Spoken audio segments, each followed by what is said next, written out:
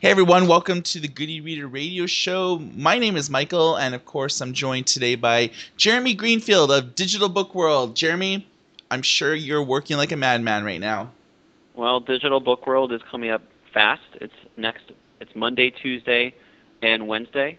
And yes, we are working like crazy. I will be working all weekend. So if you are bored and want to call someone in the office and torture them, tell them all the fun things you're doing, Michael, give me a ring. All right. So, lots of Barnes Noble news. I was remiss in following this adequately because I was pounding the floors at the Consumer Electronics Show, which I'll tell you all about in a few minutes. But major Barnes Noble news. Right. So there are a couple of things that happened this week. Barnes & Noble has a new CEO, Michael Husby. Husby was most recently CEO of the Nook Media Division and president of the company, reporting to Chairman Len Riggio. He was sort of the interim CEO in a way, but they made it really official here.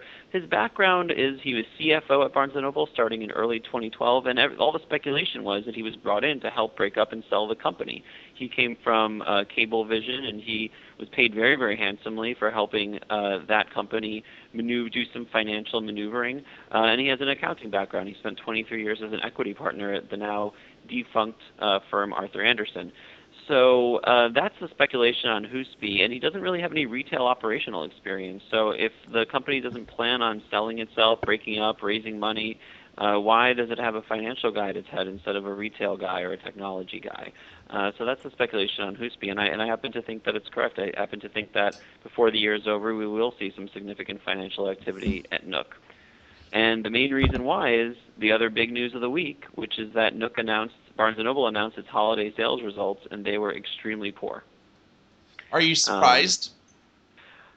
I'm only surprised by how poor they were. It's almost as if the folks at Nook have given up trying.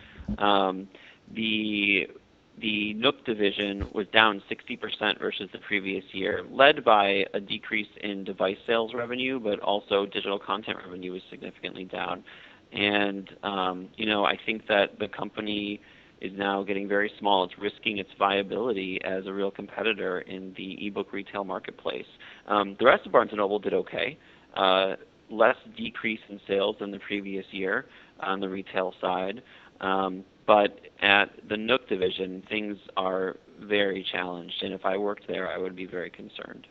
Well, you look at their device portfolio offering for, Q4 or the holiday season. All their tablets are more than a year old now, and they just have one single new product, which was the Nook Glow Light, the second generation frontlit e-reader that we reviewed, and I actually did not like. I thought yeah, it looked like a kid's toy basically. So you could check out our YouTube channel, youtube.com/goodyreader, and just search for Nook to check out our unboxing, drop tests videos, comparisons against other e-readers. It's bubbly, it's cartoony. I could see why it didn't really sell that well. And most people these days are gravitating towards tablets anyways instead of dedicated e-ink based e-readers. Although some companies are doing well. I talked to Kobo at Pepcom, and they said that their e-reading sales in terms of e-ink devices are actually outselling tablets. So that was a bit of a surprise there. When it comes to Barnes and Noble, if you were to put on your, uh, you know, wizard hat, bust out your crystal ball, where do you see with the new management going in the next 6 months? I think that the new management will seek to uh, change the company in a significant way. I think, if I had to guess, that the new management will consider breaking up the company. I think that it could be a divestment of Nook, or a very significant change in the Nook business. For instance, going away from hardware altogether, um, or maybe a divestment of the college bookstores, or maybe Len Riggio takes the retail chain private. I think that we're in for some significant financial activity from Barnes& Noble. And when we talked to about a dozen publishing experts at the end of last year, their predictions for book publishing in 2014, closing Nook and taking Barnes& Noble retail private was the number one prediction across our experts. So I think that is the most likely thing to occur at that company the next year. Do you think that they'll be able to find other people willing to sink money into a sinking ship? Microsoft, has put major money into the Nook division, and they're actually part owner of it. Do you think Microsoft is a likely candidate to sink more money into Barnes and Noble or to play the role of savior? I honestly don't know. Barnes and Noble or Microsoft, I'm sorry, obviously has a multi-billion-dollar war chest, but as many billions as you have to make money on investments, you don't get there by placing too many losing bets. Although Microsoft has had many famous bad investments, especially in breaking into new kinds of technology beyond its core competencies. So I don't really know the answer to that question of which companies might be there to acquire the company. But I do think that if we do see an acquisition, it's going to be at a fairly low valuation, a valuation that's going to surprise some people, because the Nook division has just lost so much money and also lost any momentum. Before William Lynch left, he was the former CEO. He, on a conference call with investors, said, and this was a year and a half ago prior to last year's holiday season, we expect that digital content sales will ramp up, and that is what is going to turn the corner for Nook. That's where the profits are going to come from, and how we're going to make money. And that holiday season was a disaster for Nook. Not only did it not grow, but it actually shrank compared to its competitors. It really shrank. So I think that investors that take a look at this company are going to get it for less than we expect. That's very interesting. So I was at the Consumer Electronics Show from Monday to I just got back late last night. And if you guys aren't familiar with it, it's pretty well the largest tech trade show in North America. And there's literally millions of square foot per conference hall. Every major player and minor player was there. I think I must have walked about, I don't know, about 40 hours straight just walking amongst the entire trip. So I'm good. And I kind of picked up some major themes from the show.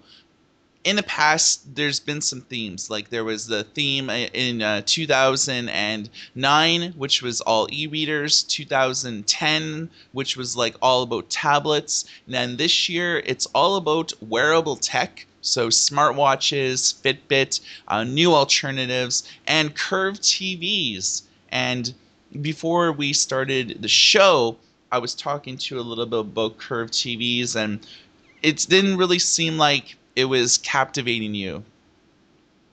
To me, a lot of those improvements are marginal. Now, when the iPod came out, when the iPhone came out, when the iPad came out, it was so clear when seeing those things presented to the press that this was going to change a lot of things, or fail miserably at trying.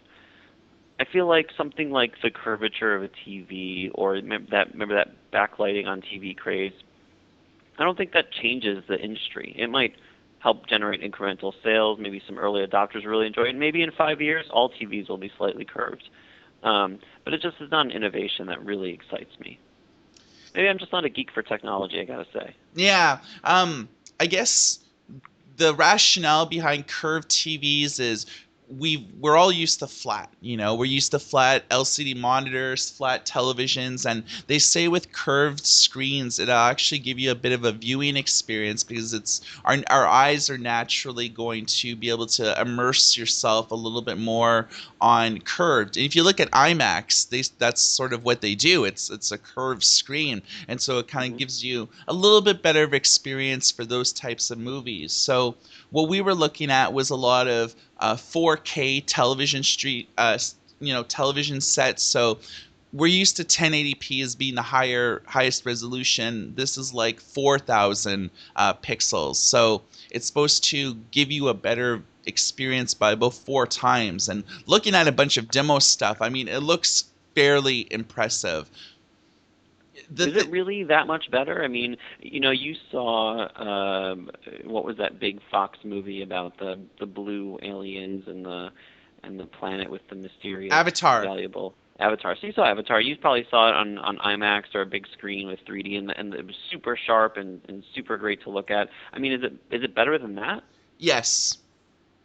So easily better than that. Any idiot like myself could just tell. Yeah, I mean, they had a lot of TVs like 1080p and 4K side by side showing the exact same images, and it was very clear that 4K TV is the future, and there's a lot of companies betting on it. Netflix and Amazon have both committed themselves to streaming 4K over the internet, over connections, in order to give you sort of that next generation content. Because I think 4K TVs have been around for about almost 2 years now, maybe a little bit less, but it's the content that's really holding a lot of people back from making that investment. It's like 3D TVs. There's really not a lot of 3D movies out there. Or there's, if you're subscribing to some sort of cable service, or, if you have your Apple TV or Roku box, you're not really going to get a lot of 3D content in order to really take advantage of your TV. You could buy a 3D Blu-ray player, and any new release, there's a 3D version. But, you look at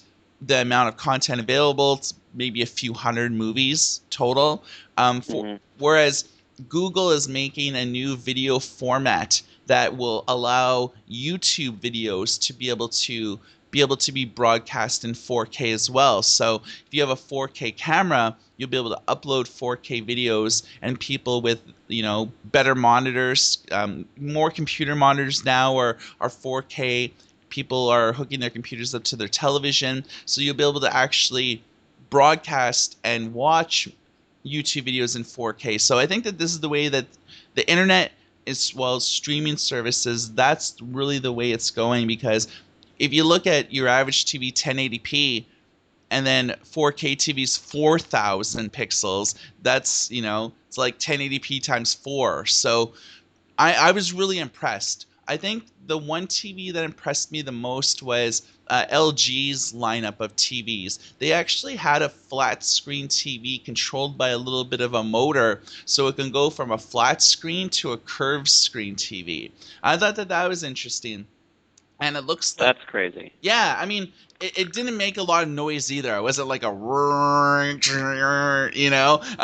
it didn't seem like you had like a crane in your house, moving directions. But it looks like LG is actually doing something with WebOS. And WebOS, famously pioneered by Palm, they had a lot of phones using WebOS. They sold it to HP. HP released the touchpad, which was sort of their Apple,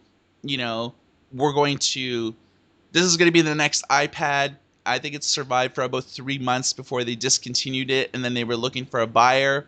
They sold it to LG, and now LG is actually using WebOS in all of their new television sets. So it's sort of a new operating system for smart TVs. And I think this is cool because it actually gives like developers a chance to make television apps using like a very easy to use programming platform. So when we were looking at the LG store, they had Skype, and they had Netflix, and they had Twitter, and all the famous apps. But they had like minor apps too that you don't really see a lot of. Crackle and iHeartRadio, and there was Amazon Instant Video and things like that. So it looks like LG is betting huge on WebOS as being a television platform instead of a platform for mobile phones or for tablets and things like that. So the other thing on CES this year, which was the major trend, was smartwatches. And you sure people have heard of the Pebble? Pebble got a lot of news with their Kickstarter campaign, and they were really one of the first smartwatches to really gain mainstream attention. And it really seemed like this year there was about 8 or 9 different companies demoing different smartwatches. It didn't really seem that compelling to me. Nothing that really was like, oh man, I gotta have this, but it seems like more people are getting involved in the space, so hopefully that will like accelerate development. People will take more risks with design. In the end, maybe hopefully the consumers will win, increased competition, more units being pushed. Hopefully they'll drive the price down, and people be willing to give that sort of stuff a chance. Yeah, absolutely. In terms of the web OS with the TVs, I think that's the way to go. A lot of content creation companies are hungry for platforms where they can actually reach people. So, providing that platform and being a pioneer in that, if it does take off, would be very beneficial. And with the wearable technology, I mean, I'd like to sit back and wait and see where it goes. From a personal standpoint, I guess I don't think I'm that interested right now, but who knows what kind of useful innovations these companies will come up with. They always tend to surprise us. I agree. One of the coolest booths that I checked out this year was the e-ink booth, and they had a lot of kind of cool tech that hasn't really made it to North America yet, or is in the prototype stage. So, Jeremy, did you ever hear of the Yoda phone? Yes.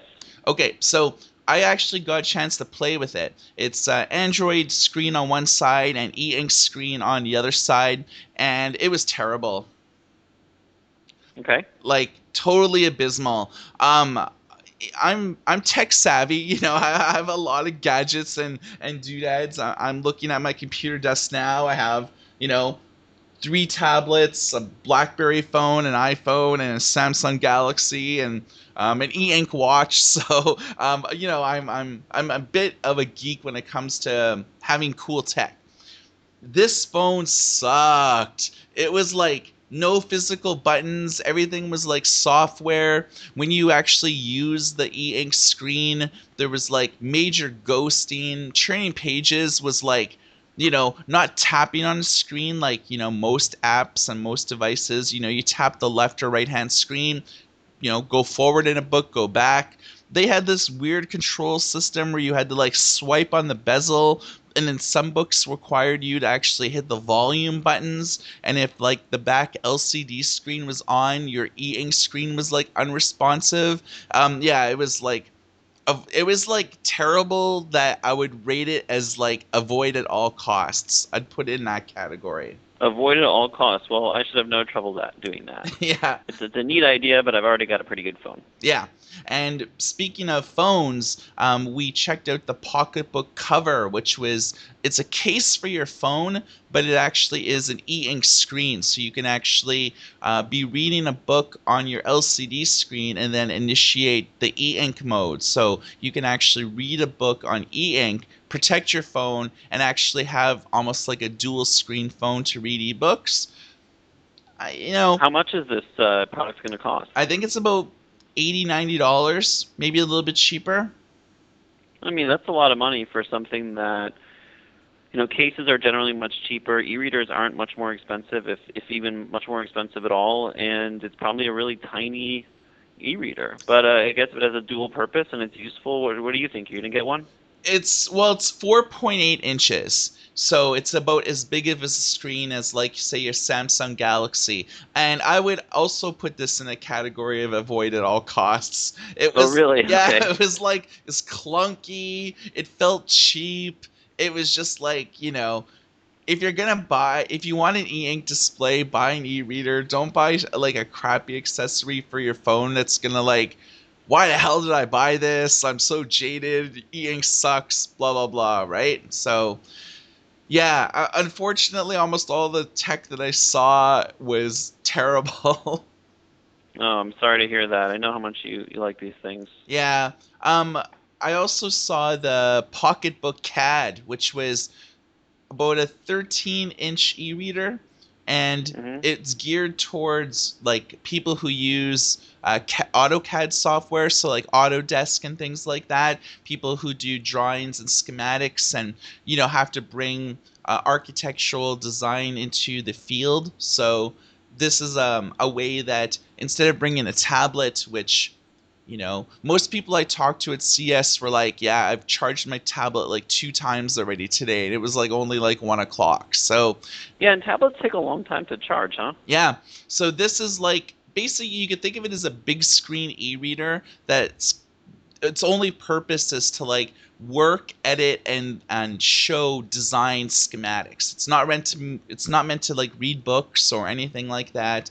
I thought it was very interesting. It was hella light for like a 13-inch, e-reader. It was Hmm. like really, really, really light. So I think that that's the thing that had going for it. It was harsh prototype, so the software and UI wasn't really polished, but in terms of like the finished product, it looked really nice. So I think that that actually has some mad potential, but for a very niche segment. Sounds good to me. Okay, so Jeremy, I didn't really follow the industry or anything like that this week. Was there anything interesting else besides the Barnes& and Noble news that I missed? Yeah, there were a couple little things here and there, but there's only one thing I really want to mention, which is Digital Book World and Writers Digest released some of the first results from our annual author survey. And last year we surveyed about 5,000 authors about their preferences in publishing and many, many other issues. This year we went deeper. We had 9,000 authors, and we had a Harvard PhD social scientist craft the survey, craft the study, and then actually write the report. We released the first result this week, although the rest of the results are going to be in a report that people can purchase on Wednesday, and they will also be presented on Wednesday at Digital Book World in New York. But the main result that we released was about how authors want to publish their next book. And overwhelmingly, authors, aspiring authors, self-published authors, traditionally published authors, and what we call hybrid authors, who both are traditionally published and self-published, are in favor of working with traditional publishers. In fact, the majority of each of those groups would prefer to traditionally publish rather than self-publish. Even self-published authors who are the most bullish on self-publishing, across the board, they prefer to traditionally publish their next book. So while traditional publishers should definitely worry about the threat of self-publishing and losing their authors and losing their prestigious position in the industry, they also should know that for the time being, still most authors would prefer to work with them than not. That's actually very interesting because not too long ago, indie authors or self-published authors were they were almost like zealot in terms of I'm a proud indie author. I'll never, do anything. I want to be in control of my own destiny. Do you see that mentality has changed? Outwardly, publicly, that's still there. I mean, we're publishing these blog posts about these findings, and we're getting a lot of indie authors angry at us. I don't know why, because we're just presenting the survey data. But when they answer surveys, and I think they're probably more honest in private than they would be in public, indie authors still very much favor traditional publishing compared to self-publishing. But the main message of our survey results, and I don't want to spoil it too much, is that authors in general are not happy with self-publishing or traditional publishing. They have a lot of gripes about both of them. I mean, they're almost like cable company customers. Everybody has cable, but everyone hates their cable company. So even if you have satellite, you hate your satellite company. So no matter what authors do, they seem to sort of just hate their provider. So, what do if is there any perfect solution? It seems that hybrid authors are probably they have a little bit more control because they either have traditional publishing experience, they have self-publishing experience, so they kind of know both worlds, whereas self-published authors, the self-publishing world is all that they know. And so do you think it's more or less they're very interested in something they have no experience with, which is kind of like why they kind of maybe want to walk down that road? What do you think, if you look at the perspective of the average self-published author, what do you think a traditional publishing deal will give them that's so appealing? So I think the main message in terms of the future and what's going to happen is that the world of authors is kind of up for grabs right now. It used to be that publishers had a complete lockdown on reaching a wide audience, and that's just not the case anymore. But just because authors can self-publish and get that much higher royalty rate doesn't mean that they want to and that they're going to. So the world of authors, I think, is up for grabs. Is one of the main messages, and I think that self-publishing service providers and publishers alike should know that and should tailor their services to make authors happier. I don't know if a big five traditional publishing contract is going to go through any significant changes this year or next year as a result of these revelations. But I think across the board, publishers and self-publishing service providers are starting to understand what their customers want, and their customers being authors in this case, of course. I think that maybe self-published authors are maybe they buy into the hype. You look at a lot of the successful self-publishers that end up getting big deals. Sylvia Day, Bella Andre, Hugh Howey, people who cut their teeth self-publishing and then ended up getting big deals through to the traditional publishers. And you look at those success stories and you say, hey, why not me?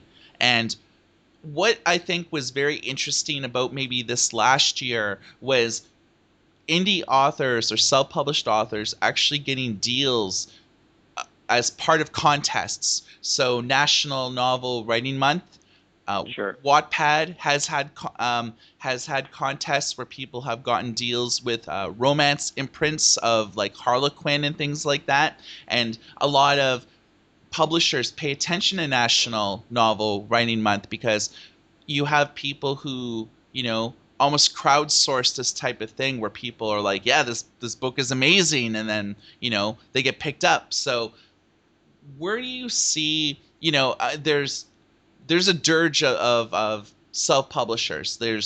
It's very skewed on how many self-publishers exist and are publishing content versus authors who belong to big publishing companies or their imprints. So if you're a self-published author and if you want to get picked up, in a contract, or you want to get picked up, you want to get signed, you want a little bit more security in terms of being able to rely on a team of people instead of just relying on yourself. If I was a self-published author, Jeremy, what advice would you give me to make it, to get signed, to get published? The number one piece of advice is write great books. In a world where authors have more control over different aspects of the business, they start to think about those other aspects of the business more than they used to. So, back in the day when publishers were really your only path to distribution, you would focus on, man, I got to make this the greatest book I can, and I got to worry about finding an agent. But now it's, I got to make this the greatest book I can. I'm trying to find an agent. I'm trying to investigate self-publishing. I'm trying to build my author platform. I'm trying to learn about how to distribute. I'm thinking about cover designers and copy editors and all those other things. But I think if you really want to get signed, and to be honest, I think if you want to have a rewarding experience as an author, whether that's financial or achieving your other goals, the number one thing to focus on is the quality of your book. And I think part of it is work that only you can do. Writing, thinking, researching, but part of it is also hiring copy editors and hiring designers and hiring the right and paying the right people to do things. So that's the number one thing I would focus on. The number two thing that I would think about if I wanted to get a traditional publishing contract is getting an agent, because overwhelmingly agents are the path to traditional publishers for a variety of reasons. And Writer's Digest magazine, a sister publication in Digital Book World, is frequently publishing information about how to attract agents, and I highly recommend authors go check that out. And I guess one of the avenues that authors could check things out is the Digital Book World Conference starting next week. That's right. Monday, Tuesday, Wednesday, Digital Book World Conference. It's the biggest and best one ever. We've said that every year that I've been here. But every year it's been true, and this year it is more true than ever because it's just a huge conference. We blew all of our expectations out of the water when it comes to how many people are going to be there, how many exhibitors will be there, and the level of buzz and enthusiasm is just huge. I mean, we've already had write-ups in publications like the LA Times talking about the conference next week, and it hasn't even happened yet. Nice. We're at the BBC is going to be there filming a documentary about Amazon. We've got radio, press, television, tons of print reporters and web reporters from major publications and trade publications are going to be there. So it's going to be a really exciting time from that standpoint, and everyone will get to read about it, even if they don't get to attend. I mean, that said, there's no substitute for actually being there. meeting the people face to face and shaking hands and getting to know people over a coffee or over a drink. I'm just super excited about everything. The programming is unparalleled. It's the best we've ever had. It's a huge amount of activity over 3 days. But the two things I want to tell your audience about, and you about, Michael, because I think you should go to them also, are two of the evening events we have planned. Monday night, we're doing a screening of a film called Out of Print. It's about what's going on in publishing right now. It's an hour-long film. It's very good. And I'm moderating a panel with the director and Jane Friedman from Open Road and a few other VIPs who are involved in the movie after the film. And all of the proceeds from this event, it's a separate event that one has to pay for, go to a very worthy charity in New York, the Goddard Riverside Center, which helps folks who are homeless or formerly homeless get back on their feet. And it's $75 for the screening and the panel discussion, and it's for a good cause. And I think we're almost sold out, so anyone who's interested, please get their tickets now. And the second thing is, and I know you're excited about this because I know you love this stuff, we're having our Digital Book Awards Gala on Tuesday night, hosted by none other than LeVar Burton. Geordie LaForge. That's right, also the founder of Reading Rainbow. Yes. That's why he's there. He's hosting it. I've spoken with him and his team about it. He's excited. The stuff he's going to do on stage is fantastic. And we're actually going to be giving away 3 Kobo tablets throughout the course of the evening. So that is also a separate ticket from Digital Book World. It's $100. You get dinner, cocktails, and LeVar Burton, Geordie LaForge, as you said, plus Reading Rainbow, plus Kunta Kinte from Roots, of course, will also be there. And a lot of great books, great enhanced ebooks and apps that are going to be honored that night. And of course, you could win a Kobo tablet. And if you're in the market for a tablet, these tablets are $300 or $400 each, so that pays for the ticket price, obviously, many times over. So I know that this is coming up Monday, so it's starting very soon. So where do if I wanted to go, where do I go to buy tickets or to find out what sessions I want to go to? If I want to know, is this conference good for me? Where do I go? Where do I sign up? Oh my God, there are so many great places I can send you, but I guess you should go right to the source, conference.digitalbookworld.com. Okay, and this radio show on our website, goodyreader.com, as well as from the Digital Book World newsletter, will include links on where you can go, where you could sign up, and where you can learn more. This is great if you are an indie author, because there's pretty well almost every digital publishing company is going to be opening up a booth there, or there's going to be people pounding the floor. So if you want to get involved in self-publishing, if you're looking for the best distribution system, or if you're an author looking to cross over from the self-published world to the traditional publishing world, this is the wellspring of contacts, of companies, of people that you could talk to and find things out a lot easier than you could a message board or a Reddit thread or talking to other authors on Goodreads. This is the place to go. Digital Book World Conference starting very early next week. So check that out. And you've been listening to the Good E-Reader Radio Show. We've covered a lot of great topics today. Drop a comment on this if you want to learn more or if you have any ideas for future episodes. Jeremy, thanks for joining. Thank you, Michael. Pleasure as always. All right. We'll talk to everybody after a while.